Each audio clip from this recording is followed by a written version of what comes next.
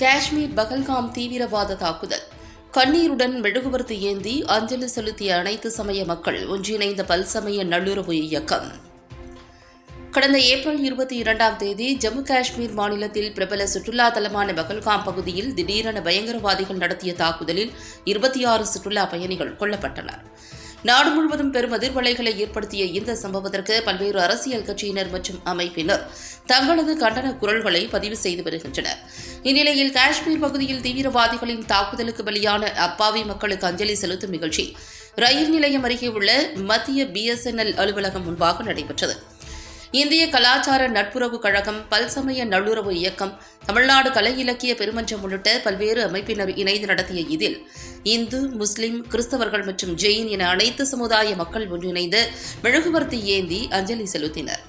இதில் பேசிய பல்சமய நல்லுறவு இயக்க தலைவர் முகமது ரஃபி, இதுபோன்று அனைத்து சமுதாயத்தினர் இணைந்து கலந்து கொள்ளும் நிகழ்வு இந்திய மக்களின் ஒற்றுமையே தீவிரவாதிகளுக்கு கொடுக்கும் பதிலடி என தெரிவித்தவர், மத நல்லிணக்கத்தை பிளவுபடுத்துபவர்கள் மீது தமிழக முதலமைச்சர் தொடர்ந்து நடவடிக்கை எடுத்து தண்டனை வழங்க வேண்டும் என கோரிக்கை விடுத்தார்.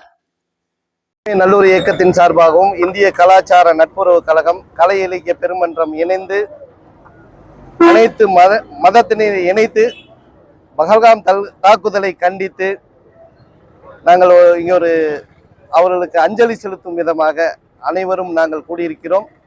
இந்தியர்கள் என்பதில் நாங்கள் பெருமை கொள்கிறோம். ஏனென்றால் நாங்கள் எல்லாம் அனைத்து மதத்தினரும் இருந்து நாங்கள் செய்வது ஒரு பெருமையாக இருக்கிறது. 140 கோடி மக்களும் இந்திய தேசத்துக்கு ஒரு சின்ன ஒரு பிரச்சனை என்றாலும் ஒட்டுமொத்தமான குரலாக ஒன்றிய அரசு எடுக்கும் நடவடிக்கைகளுக்கு நாங்கள் எல்லாம் கட்டுப்பட்டவர்கள். அதற்காக வேண்டி இந்த அஞ்சலி செலுத்தும் நிகழ்ச்சியை நாங்கள் நடத்தினோம். அதே வந்து இந்த சில நபர்களால் மத நல்லிணக்கத்திற்கு ஊறு விளைவிக்கும் விதமாக சிலர் நடந்து கொள்கிறார்கள். அதையும் மாண்புமிகு முதலமைச்சரும் தமிழக காவல்துறையும் அவர்கள் மீது நடவடிக்கை எடுக்க வேண்டும் என்பதுதான் எங்கள் கோரிக்கை. ஏனென்றால் ஒற்றுமையாக இருந்தால்தான் இந்த நாடு வளர்ச்சி அடையும். அந்த ஒற்றுமைக்கு யார் ஊறு விளைவித்தாலும் அவர்கள் மீது நடவடிக்கை எடுக்க வேண்டும். நாங்கள் எல்லாம் மதங்களை பார்ப்பதில்லை, அண்ணன் தம்பிகளாக நாங்கள் எல்லாம் வாழ்ந்து கொண்டிருக்கிறோம். எங்களுக்குள் எந்த பிரிவினையும் இல்லை. அதற்கு எடுத்துக்காட்டு இந்த இடத்துல அஞ்சலி செலுத்தும் நிகழ்ச்சியில அனைத்து மதத்தினரும் கலந்து கொண்டது ஒரு பெரும் மகிழ்ச்சியாக இருக்கிறது. ஒன்றிய அரசு எடுக்கும் நடவடிக்கைக்கு பல்சமய நல்லொரு இயக்கமும் இந்திய கலாச்சார நட்புறவு கழகமும் எப்பொழுதும் உறுதுணையாக இருக்கும். அமைதி, சாந்தி, சமாதானம் இந்த நாட்டில் வளர வேண்டும். அதற்காக நாங்கள் பாடுபடுவோம். காஷ்மீரத்தின் பகல்காமில் இந்திய கலாச்சார நட்புறவு கழகத்தின் தமிழ்நாடு மாநில பொதுச் செயலாளர், பல்சமய நல்லுறவு இயக்கத்தினுடைய பொதுச் செயலாளராக இருந்து வருகிறேன். தமிழ்நாடு கலை இலக்கிய பெருமன்றத்திலும் நான் பொறுப்பில் இருந்து வருகின்றேன். இந்த 3 அமைப்புகளின் சார்பாக இன்று கோவையில் பகல்காமில் சென்ற ஏப்ரல் மாதம் 23ஆம் தேதி நடைபெற்ற அந்த கொலைவெறி தாக்குதலில் மரணமடைந்த 26 அப்பாவி மக்களுக்கு அஞ்சலி செலுத்தக்கூடிய நிகழ்ச்சியை நாங்கள் இங்கே நடத்துகின்றோம். அனைத்து மதத்தினரும் கலந்து கொண்ட ஒரு அஞ்சலி நிகழ்ச்சியை இந்திய கலாச்சார நட்புறவு கழகமும் பல்சமய நல்லுறவு இயக்கமும் தமிழ்நாடு கலை இலக்கிய பெருமன்றம் இணைந்து நடத்துகின்றோம்.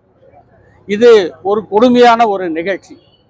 இந்த கொடுமையான நிகழ்ச்சியை கண்டிப்பதில் இந்திய மக்கள் அனைவருடனும், இந்தியாவில் இருக்கக்கூடிய 145 கோடி மக்களுடனும் நாம் அனைவரும் ஒன்றுபட்டு நிற்கிறோம் என்ற ஒற்றுமையை பறைசாற்றுவதற்காக நாம் நிற்கின்றோம். இதில் எந்த விதமான மாறுபாடும் நமக்குள்ளே இருக்கக்கூடாது, இருக்க முடியாது. அந்த படுபாதக செயலை செய்த அந்த பாவிகள் சட்டத்தின் முன் நிறுத்தப்பட வேண்டும். அவர்களுக்கு கொடுமையான தண்டனை வழங்கப்பட வேண்டும் என்பதில் யாருக்கும் மாறுபட்ட கருத்து கிடையாது. அதற்காக அப்பாவி மக்கள் பலிவாங்க கூடாது என்பதிலும் நாங்கள் உறுதியாக இருக்கின்றோம். இதை காரணம் காட்டி வேறு விதமான நிகழ்ச்சிகளை, வேறு விதமான மதவெறி பிரச்சாரங்களை செய்யக்கூடாது என்பதிலும் நாங்கள் உறுதியாக நிற்கின்றோம். அந்த விதத்தில்தான் இந்த படுபாதக செயல்களை கண்டிப்பதோடு மத ஒற்றுமையும் காப்பாற்றப்பட வேண்டும். இந்தியாவில் மீண்டும் ஒரு மத கலவரம் ஏற்பட்டு விடக்கூடாது என்பதற்காகத்தான் இன்று பல சமயங்களை சார்ந்தவர்கள் நாங்கள் ஒன்றாக அணிவகுத்து வேற்றுமையில் ஒற்றுமைக்கு சிகரமாக திகழ்கின்ற இந்திய நாட்டில் அந்த ஒற்றுமையை பாதுகாக்கப்பட வேண்டும் என்பதை வலியுறுத்தக்கூடிய முறையில்தான் இந்த நிகழ்ச்சி இங்கே ஏற்பாடு செய்யப்பட்டிருக்கின்றது. இந்து, முஸ்லிம், சீக்கியர், கிறிஸ்தவர்கள் என்ற அனைவருமே இதில் ஒன்று சேர்ந்து இந்த கொலைபாதக செயலை வன்மையாக கண்டிக்கின்றோம். இத்தகைய நிகழ்ச்சி இனிமேல் இந்திய நாட்டில் நிகழக்கூடாது.